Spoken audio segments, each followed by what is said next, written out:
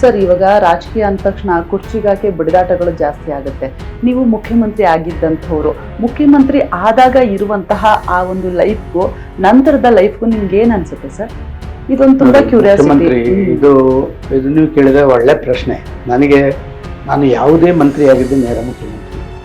ನಾನು ವಿಧಾನಸಭೆ ವಿಧಾನ ಪರಿಷತ್ ಸದಸ್ಯ ಅಲ್ಲ, ಲೋಕಸಭಾ ಸದಸ್ಯನಾಗಿ ನಾನು ಮುಖ್ಯಮಂತ್ರಿ. ಅಂದ್ರೆ ನಾನು ಅಧ್ಯಕ್ಷನಾಗಿ ಕೆಲಸ ಮಾಡಿದ ಕಾರಣ ನನ್ನ ಪಾರ್ಟಿಯವರಿಷ್ಟು ಇಂಥ ಒಂದು ಗೊಂದಲದ ಸಮಯದಲ್ಲಿ ಸದಾನಂದಗೌಡರು ಆಗಬಹುದು, ಎಲ್ಲರನ್ನು ಒಟ್ಟಿಗೆ ತಗೊಂಡು ಹೋಗ್ಬೋದು ಮಾಡಿದೆ. 1 ವರ್ಷಗಳ ಕಾಲ ನಾನು ಮುಖ್ಯಮಂತ್ರಿ ಆಗಿದ್ದೆ. ಆ ಸಂದರ್ಭದಲ್ಲಿ ಮತ್ತೆ ನಮ್ಮ ಪಕ್ಷದ ಒಳಗಿನ ಸಣ್ಣ ಪುಟ್ಟ ಅಂತರಕ್ಕೆ ತಂದು ರಾಜೀನಾಮೆ ಕೊಡಬೇಕು ಅಂತ ಹೇಳಿದ್ರು.